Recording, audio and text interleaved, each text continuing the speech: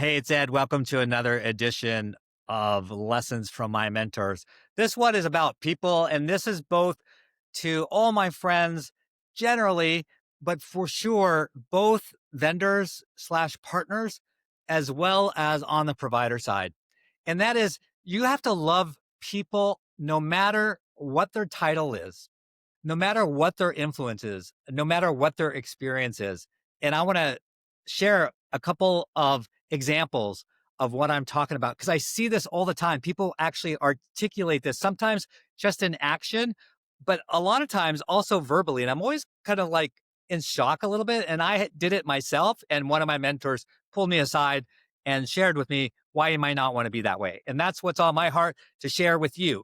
And so, if in case you're ever wondering, I do all of these extemporaneously. See, I can't even say the word. I can see it in my mind. Hard for me to express it. But basically, I just go with the flow and go what's on my heart, and it's not scripted. And so it's about loving people no matter where they are. The first couple examples I'm going to give you if you're a vendor partner. So this happens all the time because I work with vendor partners. Oh, I don't want to meet with that person because they have no influence. I don't want to meet with that person because they're without a job. I don't want to meet with that person because they ghost me. Okay, I can give you so many examples now about how that person without a job the next month became a person of influence. They wanted to get with them. That person had no interest because they knew they had been ghosted in the past.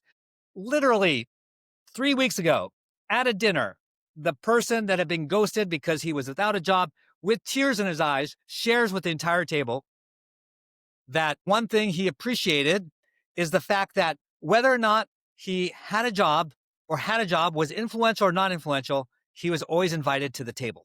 That person's my best friend now, and I'm his. And that vendor partner who took the chance to allow him to participate at what I call the banquet table, customer. I can give you another example.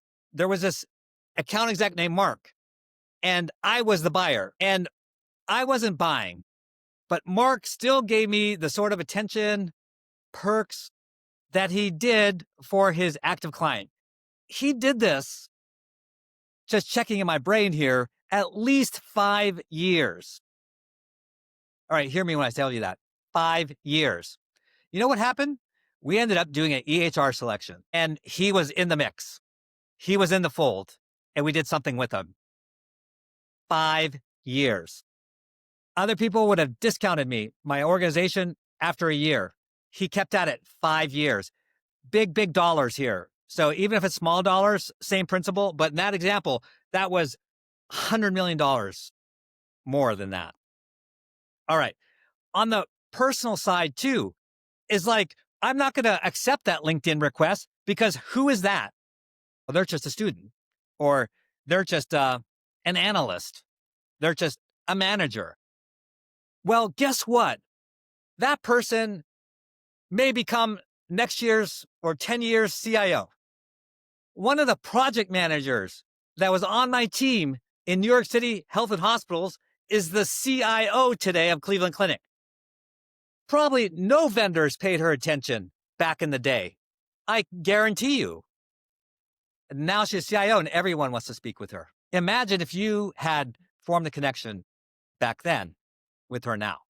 Now, but it's on people's side. What I want to talk about in this couple examples is like believing in people no matter where they are. Do not be so arrogant. I'm CIO. I'm not going to hang out with the project manager. I'm not going to hang out with, analyst or whatever. We do that today, whether the LinkedIn example, we don't give people the time of day. And I just remember Sergeant First Class Masters. I've shared this story in previous forums before where I got off the plane in Kosovo and there was this really sharp looking, high ranking sergeant, just like super professional and everything. He was a plumber. But man, I knew after a couple of days with him that he was going to be someone. I didn't shut him off because he was a plumber. Hell no. So one thing happened. I promised him if he ever got out of the Army, I was going to hire him. He got out. I hired him. Gave him the hardest project we had. It was horrible. It was costing me all of my credits. And he took it and made a success. And then he went on to be, some great person. I'm still connected with him. So you really have to believe in people and really love people and give them the benefit of doubt. Again, no matter their age, no matter their title, no matter who they work for, no matter if they're a vendor, it just doesn't matter. And the most basic thing, I'm giving you reason number two already this whole time was really from a business point of view and also relatedly from a sort of a leadership pipeline point of view. But the main reason you should do this is because you should love people. If you can't love people, if you do not have the capacity to love people, then do some self reflection. If you find yourself being that person who shuns everyone, not that, not that, not that, not that, then you know you might have some work to do. We all have work to do, so don't feel bad. I have work to do as well. But that's a pretty good sign. We're always like, oh, I wonder if that's me. I wonder if that's not. That's a really good sign. And I understand business and I understand leadership. Trust me. So I understand that you need to be very judicious with your time and your resources and invest in certain people and certain organizations. I get that. But when you are so adamant, so black and white that you can't see past the next week, past the next quarter, even past the next year, I think you're hurting yourself and you're hurting your company.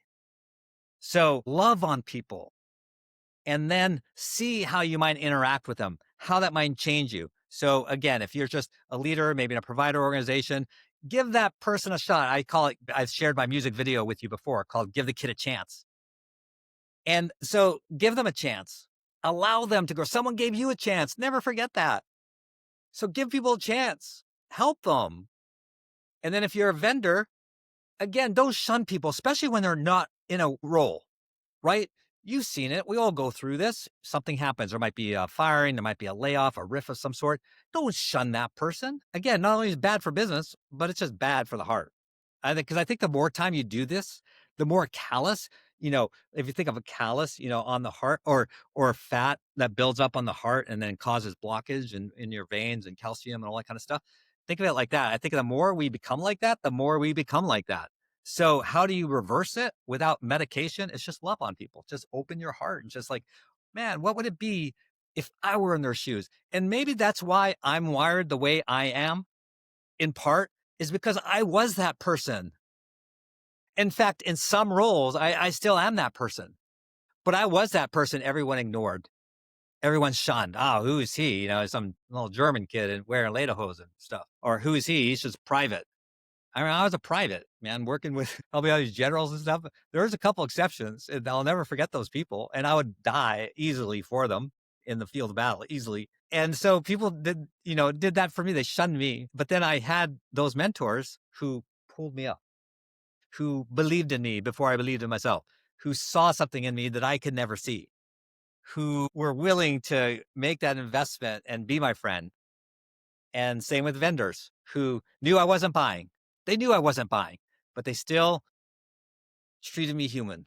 They still loved on me. And that's what it takes. So you want to be successful either as a vendor, leader in general, provider side, whatever, as a human, it's just love people. Just love people. Open up your heart because again, the more you close your heart, the more you shut down people and like that and say, I'm too good for that. Again, I think the darker we become. So kind of a hard message. And hopefully my articulation made sense, even though I couldn't pronounce that one word that I want to pronounce so badly.